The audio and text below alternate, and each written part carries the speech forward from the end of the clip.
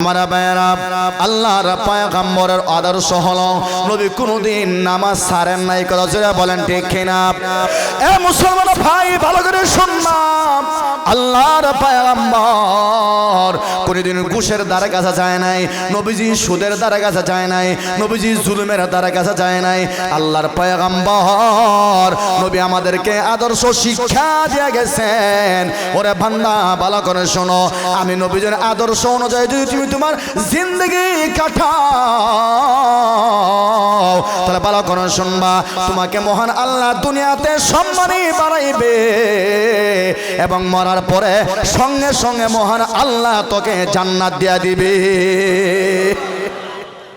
অনুসরণ করো নবীর আদর্শের দাম আছে না নাই আমার ভাইয়েরা নবীজির চাচা হলেন আবু লাহাব আর একজন হলেন আবু তালেব দুইজন চাচা কথা শুনে বলেন ঠিক কিনা এ মুসলমান ভাই ভালো করে শুনবা আল্লাহর পয়গম্বরের চাচা আবু লাহাব যেদিন নবীজি দুনিয়াতে আগমন করলেন সুবে সাদেকের সময় আবু লাহাব যেই রকম ভাবে শুনছে নবীজি দুনিয়াতে আগমন করেছেন এর কারণ হলো রে মুসলমান শোনো আবু লাহাব জানে আমার ভাতিজার বাবা দুনিয়াতে নাই কথা জোরে বলেন ঠিক কিনা আবু লাহাব জানে আমার ভাতিজার বাবা দুনিয়াতে নাই যেই মুহূর্তে আবু লাহাব শুনেছে আব্দুল্লাহর ছেলে মুহাম্মদ দুনিয়াতে আগমন করেছে জোরে বলেন সুবহানাল্লাহ সঙ্গে সঙ্গে আবু লাহাবের কাছে আওয়াজ আসার পরে সুয়াইবা যখন কইছে আঙ্গুলের ইশারায় নবীজির জন্মের খুশিতে আবু লাহাব তার দাসী কোটি টাকার দাসীরে আজাদ করে দিয়া দিছে সুবহানাল্লাহ জোরে বলেন ভালো করে শুনবেন আমাদেরকে তাকান আমার ভাইয়েরা দুই নাম্বার আবু তালেব যিনি নবীজিকে নিজের জীবনের চাইতে বেশি মহব্বত করেছেন কথা শুনে বলেন ঠিক কিনা হে মুসলমান ভাই বিশ্ব নবীজির চাচা আবু তালেব নবীজিকে নিজের জীবনের চাইতে বেশি মহব্বত করেছেন এমনকি আবু তালেব নিজের সন্তান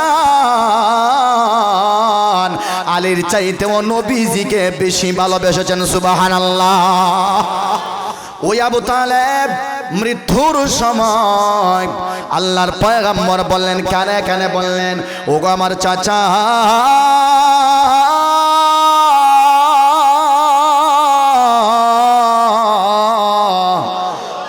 আমার চাচা আপনি তো মারা যাবেন সামান্য সময় বাকি ও আমার চাচা শোনো সামান্য কালিমাটা আপনি পড়েন ওই কিয়ামতের মাঠে আমি নবীজি আপনার পক্ষে মহান আল্লাহর কাছে সুপারিশ করে জান্নাতে নেব কুল ইন কুনতুম তুহিব্বুনাল্লাহ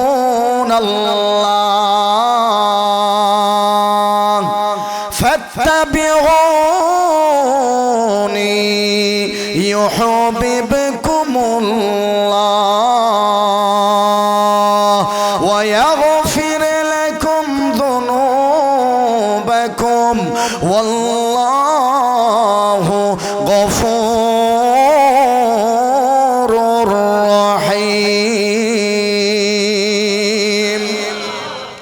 আমার আল্লাহ বলেন এ বান্দা আমি নবীকে যদি তুমি মহব্বত করো আমার নবীকে তুমি যদি বাস্তবে ভালোবেসে থাকো তাহলে এক নাম্বার আদেশ হলো আমার নবীর অনুসরণ অনুকরণ তুমি করো জোরে বলেন ঠিক কিনা স্বয়ং আল্লাহ নবীজিকে বলছেন নবীজি মক্কার মানুষরা আপনাকে আইসা কয় আমি আল্লাহকে ভালোবাসি আমি আল্লাহকে মহব্বত করি নবীজি আপনি তাদেরকে সরাসরি বইলা দেন তারা বাস্তবে যদি আমি আল্লাহকে ভালোবাসে তাহলে আমার অর্ডার হলো তারা যেন আপনি নবীর অনুসরণ অনুকরণ করে সুবহানাল্লাহ কইতেন অর্ডারটা দিবেন কে আর একটু জোরে হন ভাই কে আল্লাহ নিজে বলছেন নবীজিকে তারা যদি হাসা হাসা হয় আমি আল্লাহকে তারা ভালোবাসে আচ্ছা আপনারা আল্লাহরে ভালোবাসেননি কত জোরে হন চাই না আসানি সত্য হইরা হইছুননি আমাদেরকে হাওয়ায় খে আর একটু জোরে বলেন খে আর একটু জোরে খে আমাদেরকে পালায় খে আমাদেরকে বিপদ থেকে বাঁচায় কে? আমাদেরকে সম্পদের মালিকানা দেয় কে? আমাদেরকে ফকির বানায় কে? ধনী বানায় কে? এই বিশ্বাস আপনারা আসেনি? হাসা হইরানি, কারণ আমগর সন্দবিতে ঢুকাই দিলেন আপনারা। যে সুন্দর ওয়াজ করার পর আপনারা একবারে দুই ট্যাং যদি তোলার সুযোগ থাকতো, মনে হয় দুই হাতের সঙ্গে দুই ট্যাংও তুলতে পারলেন। হুজুর আপনার কথা মানি, আপনার কথা মানি, কিন্তু যখন হই দেও অটোমেটিক জুলি যায়। কথা মানে আছে না নাই? মিশা কথা কইছি আমি, জুলেনি মাথা। এখন দেখা যায় গার অটোমেটিক ব্যাক হয়ে যায় একবারে। এর আগে দেখা একবারে বগলার গলার মতো একবারে সোজা আছে। যখন হই শুরু দেও শেষ, এখন দেখা যায় খরাই ধরে লিছে গো। এখন চৈতমে খরাই ফকট ওখান চৈতমে খরা আছে নি? ই খরা যার দিলের ভিতরে থাকবো হে পরিপূর্ণ মুমিন না। জোরে বলেন ঠিক না বেঠিক? আর একটু জোরে বলেন। হাসান মিসা ইকানের খরা বড় মারাত্মক খরা, বুঝছেন নি? আর ইকান যদি ধনী থাকে গোটা পৃথিবীতে আপনি ধনী। সুবহানাল্লাহ জোরে বলেন। গোটা পৃথিবীতে আপনি ধনী, আপনার যাদের ধনী আর কেউ নাই। আল্লাহ নিজে বলতেছেন নবীজি তাদেরকে আপনি বলেন, তারা যদি বাস্তবেই কয় আমি আল্লাহর তারা ভালোবাসে, তাহলে তারা যেন আপনি নবীর অনুসরণ করে। ভাই আমরা নবীজির অনুসরণ করতে রাজি আছি তো ইনশাল্লাহ? রাজি আছি তো ইনশাল্লাহ? তাহলে নবীজির একটা আমার অনুসরণ হলো 5 ওয়াক্ত নামাজ পড়া। নামাজ পড়বো ইনশাল্লাহ? আর একটু জোরে হয়। আমার ভাইয়েরা, আল্লাহর পয়গম্বরের আদর্শ হলো নবী কোনদিন নামাজ ছাড়েন নাই। কথা জোরে বলেন ঠিক কিনা? এ মুসলমান ভাই ভালো করে শুনলাম, আল্লাহর পয়গম্বর কোনদিন ঘুষের দ্বারা কাছে যায় নাই, নবীজি সুদের দ্বারা কাছে যায় নাই, নবীজি জুলুমের দ্বারা কাছে যায় নাই। আল্লাহর পয়গম্বর নবী আমাদেরকে আদর্শ শিক্ষা দিয়ে গেছেন। ওরে বান্দা ভালো করে শোনো, আমি নবীজির আদর্শ অনুযায়ী যদি তুমি তোমার জিন্দগি কাটাও, তাহলে ভালো করে শুনবা, তোমাকে মহান আল্লাহ দুনিয়াতে সম্মানী বাড়াইবে এবং মরার পরে সঙ্গে সঙ্গে মহান আল্লাহ তোকে জান্নাত দিয়া দিবে। অনুসরণ করো, নবীর আদর্শের দাম আছে না নাই? আমার ভাইয়েরা, নবীজির চাচা হলেন আবু লাহাব, আর একজন হলেন আবু তালেব, দুইজন চাচা। কথা শুনে বলেন ঠিক কিনা? এ মুসলমান ভাই ভালো করে শুনলাম, আল্লাহর পয়গম্বরের চাচা আবু লাহাব যেদিন নবীজি দুনিয়াতে আগমন করলেন, সুবে সাদেকের সময় আবু লাহাব যেই রকম ভাবে শুনছে নবীজি দুনিয়াতে আগমন করেছেন, এর কারণ হলো রে মুসলমান শোনো, আবু লাহাব জানে আমার ভাতিজার বাবা দুনিয়াতে নাই। কথা জোরে বলেন ঠিক কিনা? আবু লাহাব জানে আমার ভাতিজার বাবা দুনিয়াতে নাই।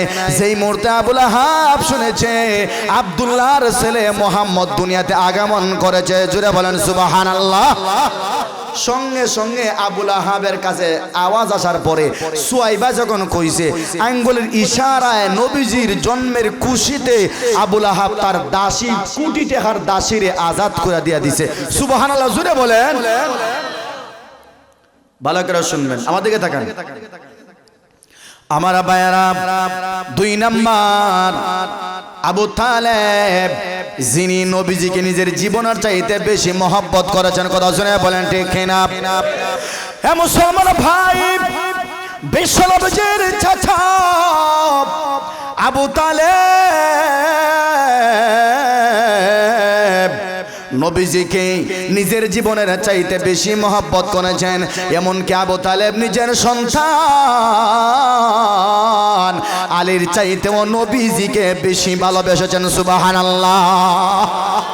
ওই আবু তালেব মৃত্যুর সময় আল্লাহর পয়গম্বর বললেন, কানে কানে বললেন, ওগো আমার চাচা,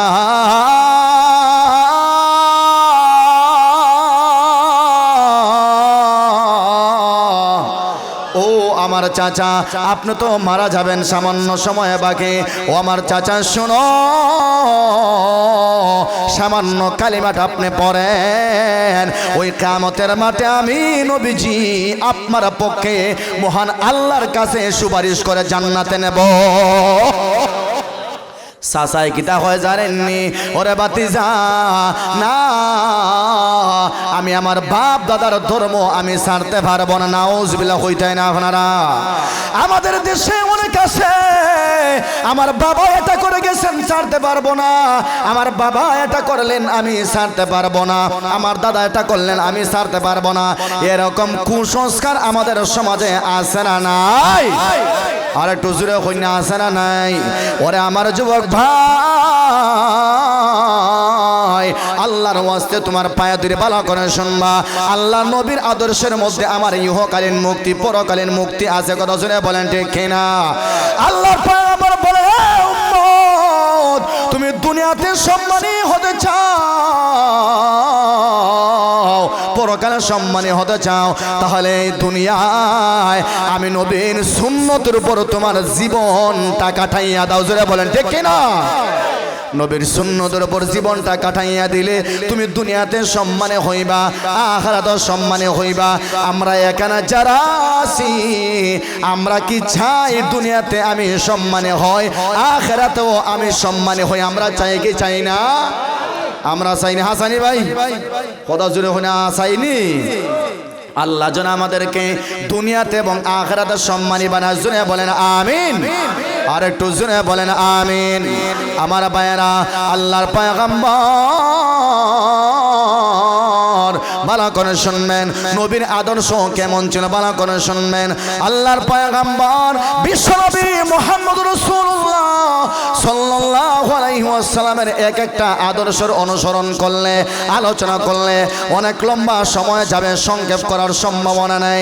আল্লাহর পয়গম্বর উনার কানে আসলো, উনার দুইটা নাতি ছিলেন জান্নাতের সার্টিফিকেট প্রাপ্ত দুইজন নাতি, জান্নাতের যুবকদের লিডার হবেন হাসান আর হুসাইন। জোরে বলেন ঠিক কিনা? এ যুবক ভাই, তুমি যদি জান্নাতে যাও, ওই জান্নাতে আমার আল্লাহ ওই হাসান হুসাইনের লিডারে আপনার হাতে দিয়ে দিবে না। হাসান হুসাইন থাকবে আপনার লিডার, আর আপনার জান্নাতে থাকবে হাসান এবং হুসাইন। সুবহানাল্লাহ।